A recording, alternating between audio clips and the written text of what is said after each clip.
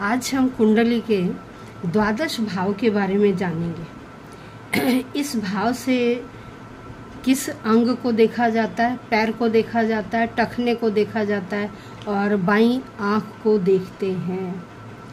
इस भाव से जो रिलेटेड गतिविधियां हैं वो ध्यान है, सपने देखना है, सोना है, कल्पना करना है, टीवी देखना है, दुख या शांति से अलगाव है और किसी विदेशी देश की यात्रा करना है। यदि यहाँ इस भाव में सूर्य होंगे, यदि द्वादश भाव में सूर्य होंगे तो क्या होगा? यदि सूर्य की अनुकूल स्थिति है तो क्या होगा कि व्यक्ति मुसीबतों से छुटकारा पा लेगा, चुनौतियों को संभालने और बाधाओं को दूर करने की उस व्यक्ति में क्षमता होगी। कब?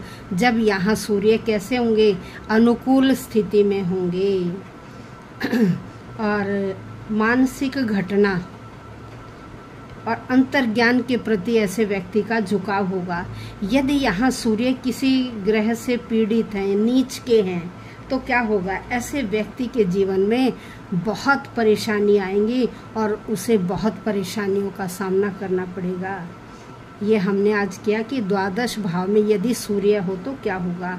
अनुकूल स्थिति है तो बहुत अच्छा होगा, मुसीबतों से छुटकारा पा लेगा, चुनौतियों को भी उनका भी निपटारा कर लेगा और अनेक बाधाओं को दूर करने की भी उस व्यक्ति में क्षमता होगी। मानसिक घटना और अंतर्ज्ञान के प्रति उस व्यक्ति का झुकाव होगा। यदि सूर्य यहाँ नीच के हैं, कोई नीच दृष्टि पड़ रही है तो क्या होगा? ऐसे व्यक्ति के जीवन में बहुत परेशानी आएंगी और उसे परेशानियों का सामना करना पड़ेगा।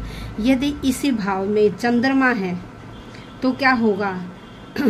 समाज के दलितों के कल्याण में आप लिप्त रहेंगे और उनका कल्याण करना पसंद करेंगे। यदि 12वें भाव में चंद्रमा बैठा हुआ है और चंद्रमा यहाँ ठीक स्थिति में है, डिग्री वाइज सही है, तो आप क्या करेंगे?